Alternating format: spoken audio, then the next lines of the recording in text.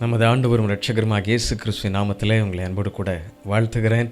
இந்த நிகழ்ச்சியிலே உங்களை சந்திப்பதில் மிக்க மகிழ்ச்சி அடைகிறேன். மிஷன் இந்தியா இயக்கத்தின் ஊழியங்களுக்காக நீங்கள் தொடர்ந்து ஜெபிக்கும்படி உங்களை அன்போடு கூட பட்சமாய் கேட்டுக்கொள்கிறேன். தேசத்தில் வாலிபர்கள் மத்தியிலேயும் அது மாத்திரமல்ல, அறியப்படாத மக்கள் மத்தியிலேயும் கர்த்தருடைய பணியை தொடர்ச்சியாக செய்வதற்கும், குடும்பங்கள் கிறிஸ்துவை சொந்த இரட்சகராக ஏற்றுக்கொண்டு பரிசுத்த சந்ததியை உருவாக்க வேண்டும் என்று சொல்லியும் தொடர்ந்து பணியாற்றி கொண்டிருக்கிறோம். நீங்கள் எங்களுக்காக, ஊழியங்களுக்காக ஆமேன் சமயம் கிடைக்கும் பொழுதெல்லாம் கர்த்தரை நோக்கி ஜெபிக்கும்படி உங்களை அன்போடு கூட கேட்டுக்கொள்கிறேன். அநேகரை நீதிக்குட்படுத்தவும், நித்திய வீட்டின் பிரஜைகளாக அநேகரை கொண்டு சேர்க்கவும் எங்களுக்காக நீங்கள் உங்களுடைய தனி ஜெபத்திலே மன்றாடுங்கள். ஆண்டவர் நம்மோடு கூட இந்த நாளில் பேசுவாராக. தேவனுடைய சமூகத்தில் நாம் விசுவாசத்தோடு காத்திருப்போம். கர்த்தர் உதவி செய்வாராக. இன்றைக்கு உங்களோடு கூட பகிர்ந்து கொள்ளுகின்ற மிக முக்கியமான ஒரு கர்த்தருடைய வார்த்தை, நீங்கள் திடங்கொள்ளுங்கள், திடமனமாய் நீங்கள் வாழுங்கள் என்று சொல்லி யோசுவா புஸ்தகத்தில் நமக்கு 1ஆம் அதிகாரம் 6ஆம் வசனத்தில் இப்படியாக எழுதப்பட்டிருக்கிறது. பலங்கொண்டு திடமனதாயிரு, இந்த ஜனத்தின் பிதாக்களுக்கு நான் கொடுப்பேன் என்று ஆணையிட்ட தேசத்தை நீ இவர்களுக்கு பங்கிடுவாய். பலங்கொண்டு திடமானதாயிரு. ஆண்டவர் ஒரு வார்த்தையை நமக்கு சொல்வார் என்றால் அந்த வார்த்தையை அப்படியே நிறைவேற்றுவார். அந்த வார்த்தையின்படியே அவர் செய்து முடிப்பார்.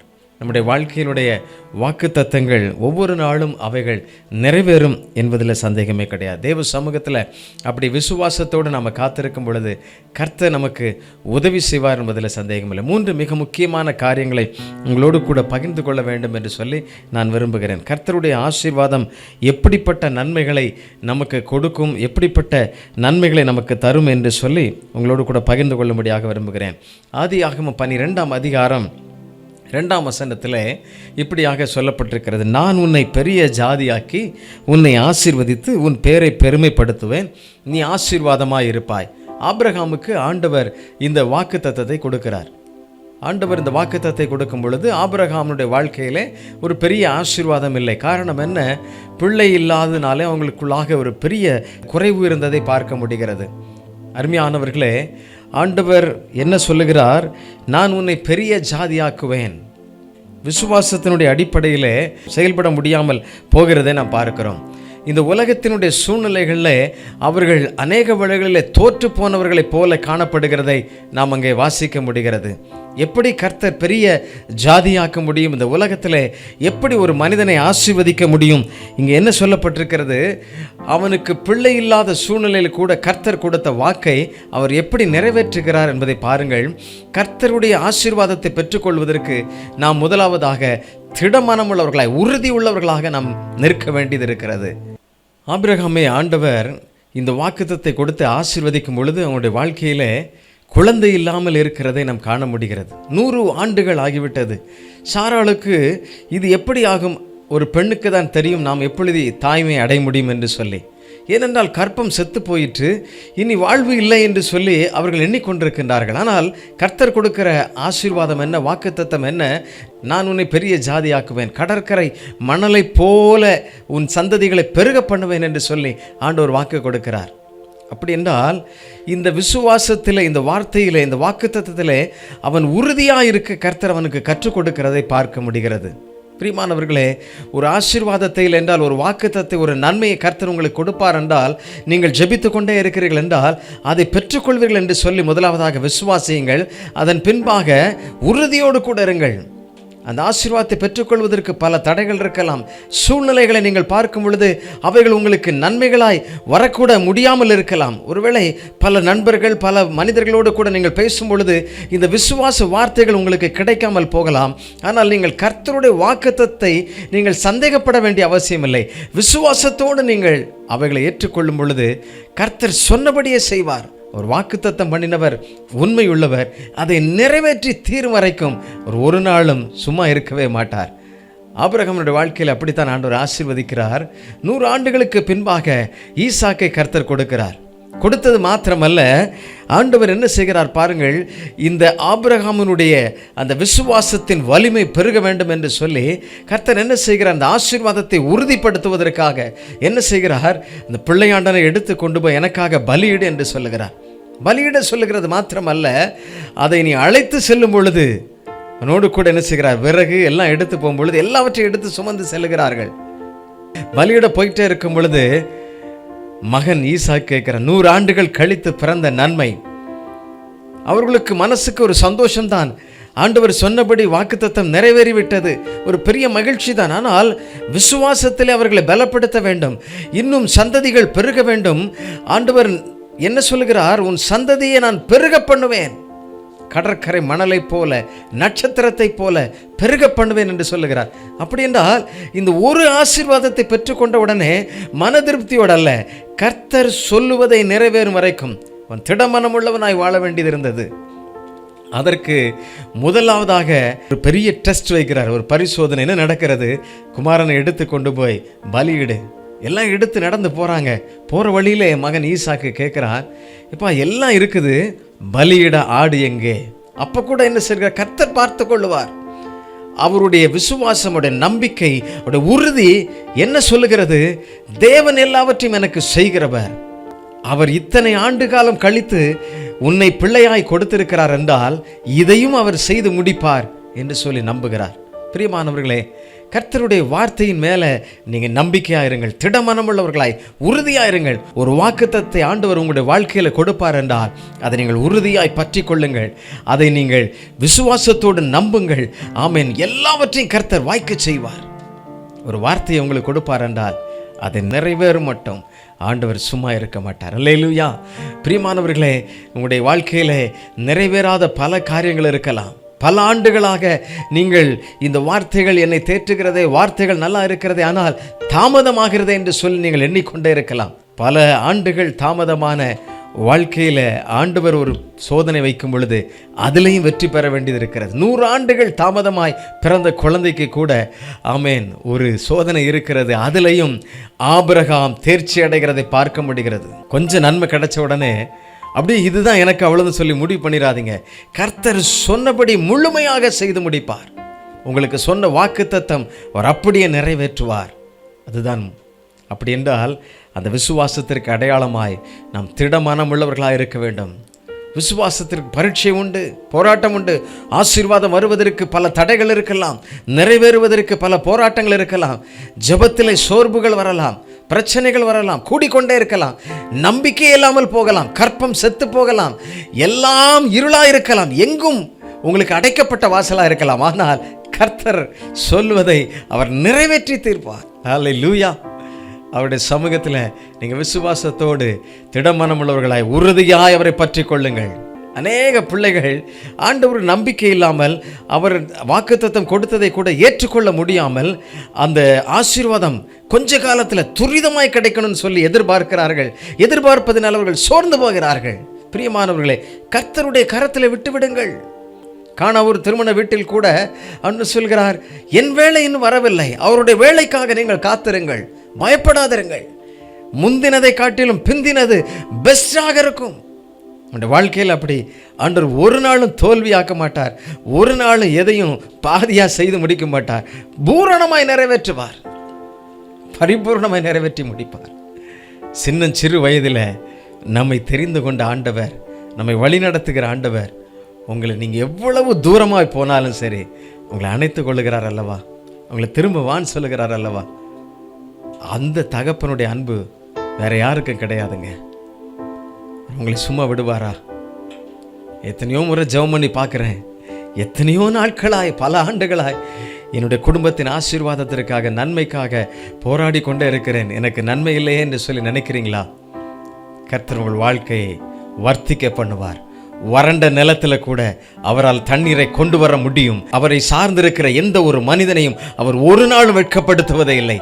இந்த வசனத்தை கேட்டுக்கொண்டிருக்கிற எனக்கு அருமையானவர்களே, நீங்கள் எந்த சூழ்நிலையாக இருந்தாலும் சரி அவர் உங்கள் பள்ளங்களை எல்லாம் நிரப்ப முடியும். நீங்கள் உறுதியாயிருங்கள், திடமனமுள்ளவர்களாயிருங்கள்.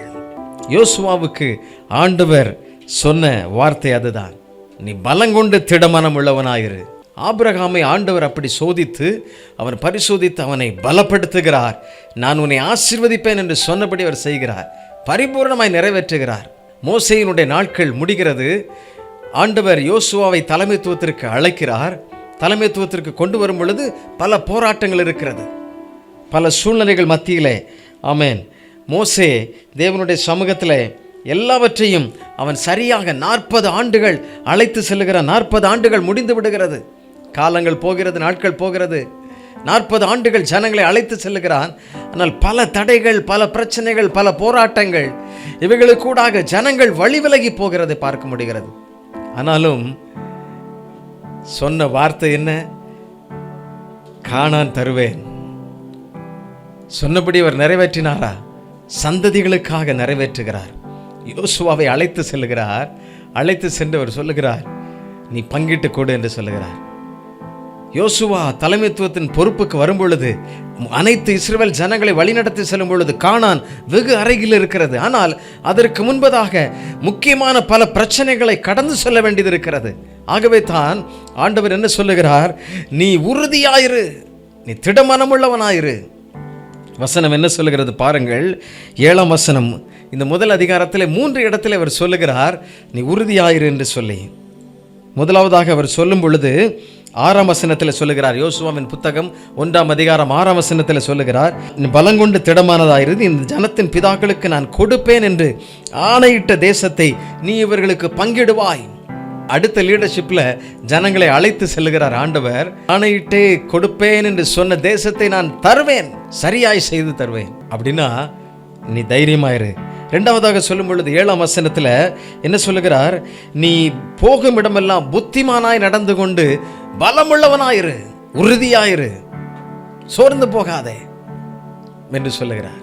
மூன்றாவதாக சொல்லும் பொழுது 9ஆம் வசனத்துல நீ கலங்காதே, நீ திகையாதே, பலம் கொண்டு திடமாயிரு. பலம் கொண்டு ஒரு சிங்கத்தை போல. இறைச்சி கிடைக்கலனாலும், உணவு கிடைக்கலனாலும் சிங்கம் காத்திருக்கும். சரியான வேளை வருவதற்காக காத்திருக்கும். பக்கத்திலே வந்து அது மானானும் சரி எதுவானாலும் அது மேயும் பொழுது கூட பொறுமையாய் காத்திருக்கும். சரியான நேரம் வரும் பொழுது அந்த இரையை பெற்றுக்கொள்ளும். நீங்கள் காத்திருக்கிற எந்த ஒரு நாளும் அது வீணான நாள் அல்ல, அது தோற்று போன நாள் அல்ல. தருவேன் என்று சொன்னதை அவர் சொன்னதை செய்து தீருவார், சரியாக நிறைவேற்றி முடிப்பார். யோசுவா வழி நடத்தி செல்லும் பொழுது என்ன நடக்கிறது பாருங்கள். யோர்தான் குவியலாய் நின்றது, பின்னிட்டு திரும்பினது. யோர்தான் அவனுக்கு முன்பாக நிற்கும் பொழுது என்ன செய்வதென்று தெரியவில்லை. ஆனால் விசுவாசத்தோடு சொல்லுகிறான், உடன்படிக்கை பெட்டி சுமந்து கொண்டு செல்லுகிறவர்களை நீங்கள் உங்கள் வலது காலை வையுங்கள். உங்கள் காலை வைக்கும் பொழுது யோர்தான் பின்னிட்டு திரும்பும். ஹல்லேலூயா. அவரால் முடியாதது ஒன்றுமில்லை, அவரால் கூடாதது ஒன்றுமில்லை. அவர் நேர்த்தியாக நிறைவேற்றுகிறவர். நம்முடைய பார்வைக்கு அது முடியாதுன்னு தெரியும். ஒரு ஆறு இப்படித்தானே ஓடும் அப்படின்னா அது ரிவர்ஸ்ல ஓடுமா? கர்த்தரால முடியும். நீங்க அவரை சார்ந்திருக்கும் பொழுது அவர் அதை செய்து முடிப்பார். ஜலத்திரள் அந்த ஆற்றுல பின்னோக்கி சென்றது என்று சொல்லப்பட்டிருக்கிறது. அது மாத்திரமல்ல, எரிகோ பட்டணம் தடையாயிருந்தது. தேவ சமூகத்தில் அவர்கள் சுற்றி வர அத்தனையும் வீழ்ந்தது. ஹல்லேலூயா. எத்தனை தடைகள் இருந்தால் என்ன, கர்த்தர் உங்களை ஆசீர்வதிக்கணும்னு நினைச்சு சொன்ன ஆணையிட்டு கொடுத்த அந்த வாக்குத்தத்தத்தை அவர் நிறைவேற்றி முடிப்பார். நீங்க விசுவாசத்தோடு கூட இருக்கணும், உறுதியோடு கூட இருக்கணும், தைரியமா இருக்கணும். கர்த்தருக்கு ஸ்தோத்திரம் செலுத்தி கொண்டே இருங்கள். அவரால் கூடாதது ஒன்றுமே இல்லை. ஹல்லேலூயா. நம்முடைய பரிசுத்த தேவனால் எல்லாம் கூடும் என்பதை நீங்கள் விசுவாசத்தோடு ஆழமாய் நம்பிக்கொண்டிருக்க வேண்டும். யோசுவா பங்கிட்டு கொடுத்தாரா? சரியாக பங்கிட்டு கொடுத்தார். சுதந்தரித்து கொண்டாரா? சுதந்தரித்து கொண்டார். ஆணையிட்டு கொடுத்த தேசத்தை கர்த்தர் ஏமாற்றினாரா? இல்லை, அவர் சரியாக செய்கிறவர். அல்லேலூயா. நீங்கள் விசுவாசத்தோடு வேதத்தை வாசித்து தியானித்து நீங்கள் கர்த்தருடைய சமூகத்தில் காத்திருக்கும் பொழுது கர்த்தர் கொடுத்த வார்த்தை ஒரு நாளும் மாறுவதில்லை. அல்லேலூயா. எவ்வளவு பெரிய போராட்டத்தில் இருக்கலாம், பிரச்சனைகள்ல இருக்கலாம், இது நடக்காதுன்னு சொல்லி நீங்கள் ஒருவேளை உங்களுடைய வாழ்க்கையில் எண்ணங்கள் அப்படி தோன்றலாம். இந்த மலையில், இந்த மோரியா மலையில் எங்கே ஆடு இருக்க போது ஆபிரகாம் அப்படி சந்தேகித்திருப்பான் என்றால் அவனுடைய வாழ்க்கையில் வெற்றியை பெற்றிருக்க முடியாது. கர்த்தர் பார்த்து கொள்வார். அவர் எதை எனக்கு செய்தாலும் அதை சரியாய் செய்வார். காரணம், நான் அவருடைய பிள்ளை, அவருடைய மேய்ச்சலின் ஆடுகள், அவருடைய சொந்த ஜனம். அவருக்குள்ளாக நான் வாசம் பண்ணுகிறேன், அவரோடு கூட இருக்கிறேன். என்னை வழி நடத்துகிறவர் அவரே. ஹல்லேலூயா. விசுவாசிக்கிறீங்களா? தைரியமாயிருங்கள். இன்னொரு சம்பவத்தை உங்களோடு கூட சொல்லி நான் உங்களுக்காக ஜெபிக்க விரும்புகிறேன். 2 நாளாகமம் 20ஆம் அதிகாரம். நீங்கள் வேத புத்தகத்தை கையில் வைத்திருப்பீர்கள் என்றால் நீங்கள் திருப்பி வைத்துக் கொள்ளுங்கள். 2 நாளாகமம் 20ஆம் அதிகாரத்தை நீங்கள் திருப்பி வைத்துக் கொள்ளுங்கள். ஹல்லேலூயா. அங்கே யோசேபாத் என்கிற ஒரு மனிதன் இருக்கிறான். படைகளை முன்னின்று நடத்தி செல்கிறான். ஆனால் அவனுக்கு விரோதமாக அங்கே ஏராளமான அரசர்கள், ஏராளமான ராஜாக்கள் என்ன செய்கிறார்கள்? யுத்தம் பண்ணுவதற்கு அம்மோன் புத்திரரும் மோவாபியரும் அங்கே எதிராக வருகிறார்கள்.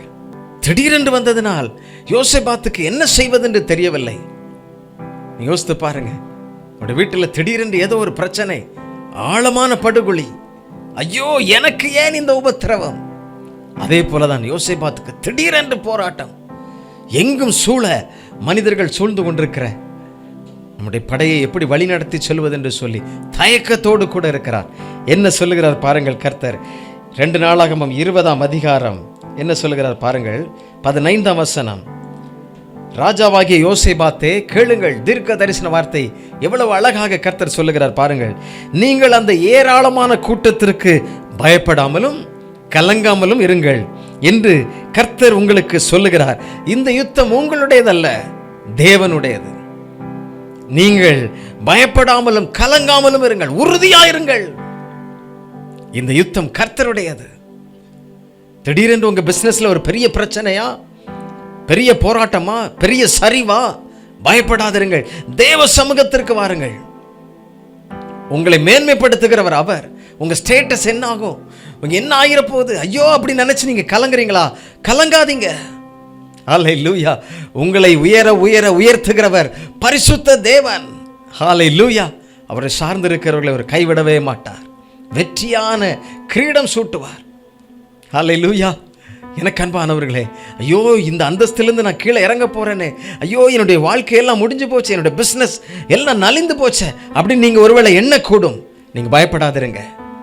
தேவனே உங்கள் தலையை உயர்த்துகிறவர், கர்த்தரே உங்களை உயர கொண்டு செல்லுகிறவர். அப்படி என்றால் நீங்கள் தேவனுடைய சமூகத்தில் நீங்கள் காத்திருந்தால் போதும். எவ்வளவு பெரிய வசனம் என்ன சொல்லுகிற பாருங்க. ஏராளமான கூட்டத்திற்கு யோசேபாத்தே பயப்படாதே, கலங்காதே, நீ உறுதியாயிரு. இந்த யுத்தம் என்னுடையது. கர்த்தர் உனக்காக யுத்தம் செய்வார். காரணம் என்ன? நீ கர்த்தருக்காக நிற்கும் பொழுது, தேவனுக்காக நிற்கும் பொழுது. ஹல்லேலூயா. ஆண்டவர் அற்புதங்களை செய்வார். நடந்தது என்ன பாருங்கள். யோசேபாத்து என்ன செய்கிறான்? பயத்தோட உடனே போய் அதை செய் இதை செய்யலாம் சொல்லவே இல்லை. என்ன சொல்லுகிறான் பாருங்கள். வசனம் என்ன சொல்லப்பட்டிருக்கிறது பாருங்கள். 2 நாளாகமம் 20ஆம் அதிகாரம் 20ஆம் வசனத்தில் என்ன சொல்லப்பட்டிருக்கிறது பாருங்கள். எருசலேமின் குடிகளை கேளுங்கள், உங்கள் தேவனாகிய கர்த்தரை நம்புங்கள், அப்பொழுது நிலைப்படுவீர்கள்.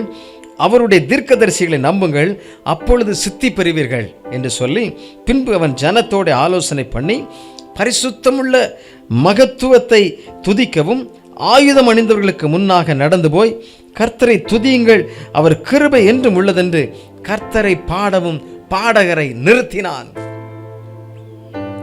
வசனம் எப்படி சொல்லி பாருங்க.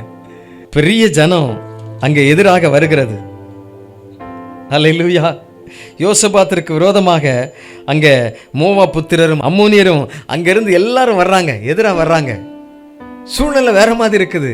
இந்த உலகத்தில் அப்படி இருக்கும் பொழுது என்ன சொல்லுவாங்க? பைத்தியம் பிடிச்சிருச்சா யோசபாத்துக்கு? இந்த நேரத்தில் போய் கர்த்தரை துதிக்கிறதுக்கு பாடுறதுக்கு ஆட்களை கொண்டு வச்சிட்டு இருக்கிறான். எல்லாரையும் சாகடிக்கிறதுக்கு இங்கே கொண்டு வராளா? பல கேள்வி இருந்திருக்கும். ஆனால் ஜனங்களோடு பேசி ஆலோசனை பண்ணி நம் கர்த்தர் நமக்கு சொன்ன வார்த்தையின்படி கீழ்ப்படிவோம். அந்த தீர்க்க தரிசன வார்த்தைகளுக்கு அவர் கீழ்ப்படிந்தார்கள், தைரியமாக இருந்தார்கள்.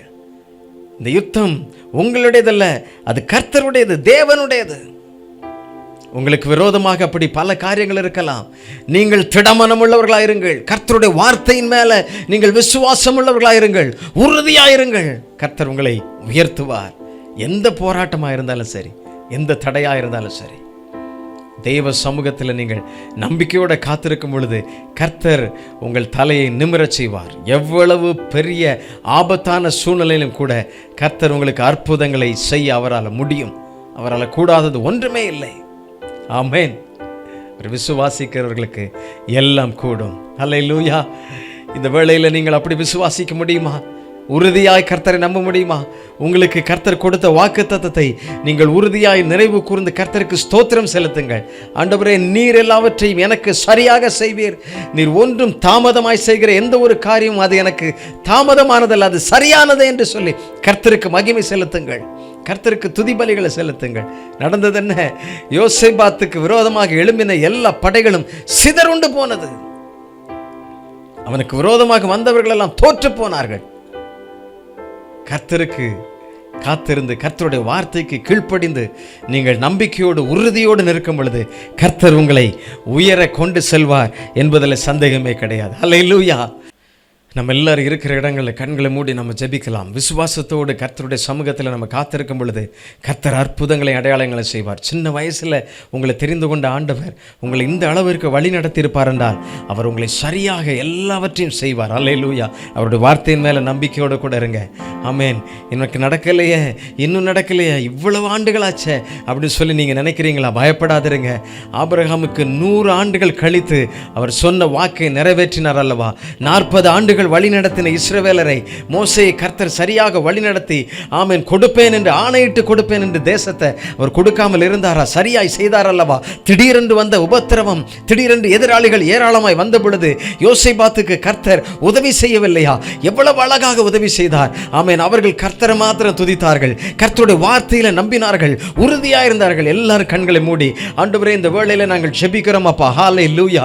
ஆமேன். ஆண்டவரே, உம்முடைய சமூகத்திலே நாங்கள் உமக்கு நன்றி செலுத்துகிறோம். ஹல்லேலூயா. உங்களுடைய வாக்குத்தத்தை நினைத்து கர்த்தருக்கு நன்றி செலுத்துங்கள். உங்களுடைய வார்த்தையை நாங்கள் உறுதியாய் பிடித்துக் கொள்ளுகிறோம், நம்புகிறோம். ஆண்டவரே, ஆண்டவருடைய வார்த்தை எங்கள் மேலே இருப்பதற்காக ஸ்தோத்திரம். நீர் எங்களுக்கு கொடுத்த ஆமென் நல்ல வேத வசனத்திற்காக நன்றி, வார்த்தைகளுக்காக நன்றி. ஆண்டவரே, அதை முழுமையாக விசுவாசிக்கிற ஒவ்வொரு பிள்ளைகளையும் கர்த்தர் நீர் ஆசீர்வதிப்பீராக. ஹல்லேலூயா. ஆமென். நான் உங்களுக்காக விசேஷமாய் ஜெபிக்க விரும்புகிறேன். எல்லாரும் பாரத்தோடு நீங்கள் ஜெபிக்கலாம். கண்களை மூடி கர்த்தருடைய சமூகத்தை நோக்கி பார்க்கலாம். எந்த சூழ்நிலை நீங்கள் பின்வாங்கி இருந்தாலும் சரி, எந்த சூழ்நிலையில உங்களுக்கு பலவீனப்பட்டு சோர்ந்து போனாலும் சரி, தைரியமாக இந்த வேளையில கர்த்தரை சார்ந்திருங்கள். ஆண்டவரே, நீர் எனக்கு உதவி செய்கிறவர், நீர் எனக்கு நன்மை செய்கிறவர், நீர் எங்களுக்கு இறங்குகிறவர். ஆண்டவரை நோக்கி ஆண்டவரை ஸ்தோத்திரிங்க. ஹல்லேலூயா. ஆமென். எவ்வளவு பெரிய காரியமான, எவ்வளவு பெரிய சூழ்நிலைகள் உங்களுக்கு விரோதமாக இருந்தாலும் சரி, கர்த்தரால் எல்லாவற்றையும் செய்ய முடியும். ஆமென். ஹல்லேலூயா. தேவ சமூகத்தை நோக்கி பார்க்கும் பொழுது கர்த்தர் இறங்குகிறவர். ஹல்லேலூயா. உங்களுடைய குடும்பத்திலேயே இல்லைன்னா உங்க பிசினஸ்ல, தனிப்பட்ட வாழ்க்கையில எந்த ஒரு சூழ்நிலை ஆனாலும் சரி, இது முடியாதுன்னு சொல்லி, இது நடக்கவே நடக்காதுன்னு சொல்லி நீங்க ஒருவேளை நினைத்து கொண்டிருக்கலாம். ஆனால் தேவனால் கூடாதது ஒன்றுமே இல்லை. கர்த்தரால் எல்லாம் கூடும். நீங்கள் உறுதியாயிருங்கள். ஆமென். தந்திரமாய் பிசாசு உங்களை சோர்வுற செய்வான். வாக்குத்தத்தம் எல்லாம் என்னன்னு சொல்லி, வசனம் எல்லாம் என்ன, எல்லாரும் இப்படித்தானே சொல்றாங்கன்னு சொல்லி அநேக நேரங்களில் உங்களை சோர்வுற செய்யக்கூடும். ஆமென். தந்திரமாய் உங்களை வழிவிலக கூடும். ஆமென். அநேக நேரங்களிலே அவனுடைய விசுவாசத்தை விட்டு அநேக நேரங்களிலே பிசாசு வழிவிலக செய்யக்கூடும். ஒரு நாளும் அதற்கு இடம் கொடாதிருங்கள். நம் தேவன் சொன்னதை செய்தும் முடிக்கும் மட்டும் அவர் ஓயாமல் இருக்க மாட்டார். ஹல்லேலூயா. ஆமென். கர்த்தர் நமக்காக எல்லாவற்றையும் செய்து முடிப்பார். விசுவாசத்தோடு தேவனுடைய சமூகத்தில் நன்றி செலுத்தலாமா? உங்களுக்காக நான் ஜெபிக்கிறேன். ஆண்டவரே, இந்த வேளையில யார் யார் ஆண்டவரே உம்முடைய வார்த்தையை நம்பி உம்முடைய சமூகத்தில் ஜெபித்துக் கொண்டிருக்கிறார்களோ ஒவ்வொரு பிள்ளைகளையும் கர்த்தர் ஆசீர்வதிப்பீராக. எந்த காரியங்களில் ஆண்டவரே உம்முடைய பிள்ளைகள் ஐயோ இன்னும் நன்மையாய் ஆமென் இன்னும் பதில் கிடைக்கவில்லை என்று சொல்லி ஆண்டவரே ஏக்கத்தோடு காத்திருக்கிறார், கர்த்தாவே, நீர் உம்முடைய பிள்ளைகளுக்கு இறங்கும், நன்மை செய்வீராக. ஆண்டவரே, உம்முடைய வாக்குத்தத்தை பிடித்து ஜெபித்துக் கொண்டிருக்கிற ஒவ்வொரு பிள்ளைகள் மேலேயும் கர்த்தருடைய அபிஷேகமும் ஆசீர்வாதமும் நிறைவும் இருக்க வேண்டும் என்று நான் ஜெபிக்கிறேன். ஆண்டவரே, ஹல்லேலூயா. எல்லா தடைகளும் விலகட்டும், எல்லா பள்ளங்களும் நிறைவாகட்டும். ஆண்டவரே, ஆமென். ஹல்லேலூயா. ஆண்டவரே, உம்முடைய கிருபை உம்முடைய பிள்ளைகளை சூழ்ந்து கொள்வதாக. ஆண்டவரே, பலவீனத்தில் உம்முடைய பிள்ளைகள் மேல பலன் இருப்பதாக. ஆமென். சத்துரு கொண்டு வருகிற எல்லா போராட்டங்கள், சோர்வுகள், தடைகள், பலவீனங்கள் எல்லாம் இயேசுவின் நாமத்திலே மறைவதாக என்று நான் ஜெபிக்கிறேன். அப்பா, உடைய பிள்ளைகளை காத்துக்கொள்ளும். நீரே அவர்களை ஆமென் சோர்வுறாமல் தைரியமாக இருக்க பலன் கொடுப்பீராக. ஆசீர்வாதத்தை சுதந்தரித்துக் கொள்ள ஆண்டவரே உடைய பிள்ளைகள் ஆமென் நம்பிக்கையோடு சுதந்தரித்துக் கொள்ள உடைய பிள்ளைகளுக்கு பலன் தருவீராகப்பா. ஆமென். விசுவாசத்தோடு அவர்களை பெற்றுக்கொண்டோம் என்று சொல்லி உம்மை துதிக்கிறோம். ஆண்டவரே, ஆமென். இந்த ஜெபத்தில் இணைந்து ஜெபிக்கிற ஒவ்வொரு பிள்ளைகளையும் நீர் ஆசீர்வதித்து விட்டதற்காக, நன்மையினால் திருப்தியாக்கி விட்டதற்காக ஸ்தோத்திரம். உமக்கே சகல கனம், மகிமை, புகழ் எல்லாம் உண்டாகட்டும். இயேசுவின் நாமத்திலே ஜெபிக்கிறோம், ஜெபங்கேளும் நல்ல பிதாவே. ஆமென், ஆமென். கர்த்தர் உங்கள் ஒவ்வொருவரையும் ஆசீர்வதிப்பாராக. பிரியமானவர்களே, ஆண்டவர் உங்களோடு கூட பேசியிருப்பார் என்றால் நீங்கள் எங்களுக்கும் தெரியப்படுத்துங்கள். நாங்களும் சேர்ந்து உங்களோடு கர்த்தரை மகிமைப்படுத்த விரும்புகிறோம். இந்த ஆசீர்வாதத்தை நீங்கள் பெற்றிருப்பீர்கள் என்றால் எங்களுக்கு நீங்கள் எழுதுங்கள். ஆமென். நாங்கள் உங்களோடு கூட இந்த மகிழ்ச்சியும் சந்தோஷத்தையும் கர்த்தருக்கு முன்பாக பகிர்ந்து கொள்ள விரும்புகின்றோம். கர்த்தர் ஒவ்வொருவரையும் ஆசீர்வதிப்பாராக. தேங்க்யூ. God bless you.